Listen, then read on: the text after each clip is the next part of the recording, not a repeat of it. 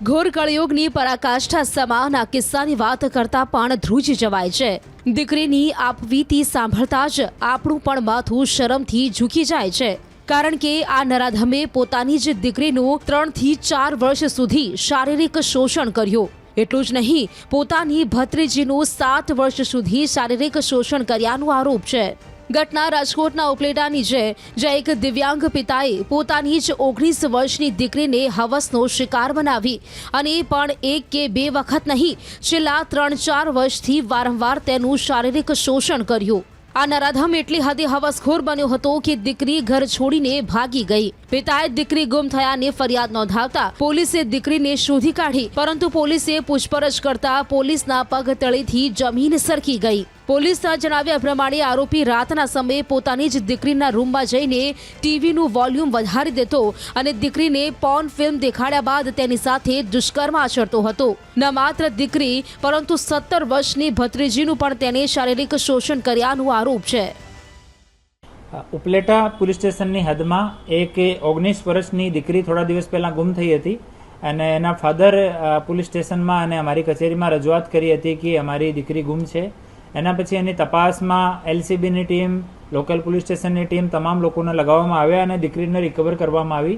દીકરીને જ્યારે રિકવર કરીને પોલીસ સ્ટેશનમાં લઈ જવાની તૈયારી કરી ત્યારે દીકરી ના પાડી કે અમારે પોલીસ સ્ટેશનમાં નહીં જવાનું।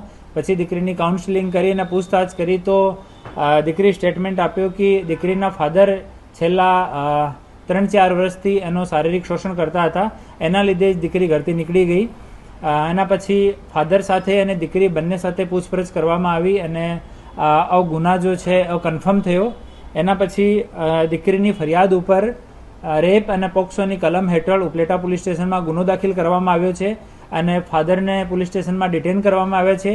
અને જો જગ્યા દીકરીએ કીધું કે આ ઘરમાં એક સેક્સ્યુઅલ અસોલ્ટ કરવા માટે ફાધર એક જેલ યુઝ કરતો હતો, ઓ જેલ અને પ્રોટેક્શન ત્યાં ઘરથી દીકરીના નિશાનદેહી ઉપર રિકવર કરવામાં આવ્યો છે। અને પછી પૂછતાછમાં એવો ખબર પડ્યો કે દીકરીની કઝન સિસ્ટર જો હાલ 17 વર્ષની છે, એનો પણ છેલ્લા 7 વર્ષથી આ દીકરીનો ફાધર હે ઓ શારીરિક શોષણ કરી રહ્યો છે। તો એક દીકરીની ફરિયાદ ઉપર ગુનો દાખલ થઈ ગયો છે અને બીજી જો દીકરી છે 17 વર્ષની, એની હાલ કાઉન્સેલિંગ ચાલુ છે। એના પછી એની ફરિયાદ લેવામાં આવશે અને એક ઓર ગુના દાખલ કરવામાં આવશે।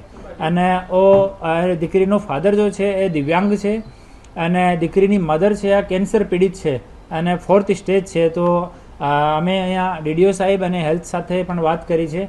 દીકરીની જો મધર છે એની સારવાર માટે અમે લોકો જિલ્લા પ્રશાસન સાથે મળીને પ્રયાસ કરી રહ્યા છીએ અને માનનીય HM સાહેબ, ડેપ્ટી CM સાહેબ, માનનીય DG સાહેબ, માનનીય IG સાહેબનો સ્પષ્ટ માર્ગદર્શન છે કે મહિલા સંબંધિત અપરાધોમાં 0 ટોલરન્સ હોવી જોઈએ અને આ મુજબ જ અમે લોકો આમાં કામ કરી રહ્યા છીએ। આની ઉંમર જો છે આ 45 વર્ષની આજુબાજુમાં છે અને રાત્રિમાં 12 વાગ્યાની આજુબાજુ દીકરીના રૂમમાં પ્રવેશ કરતો હતો, ટીવીની અવાજ વધારતો હતો અને મોબાઈલમાં પોર્ન વિડીયો બતાવતો હતો।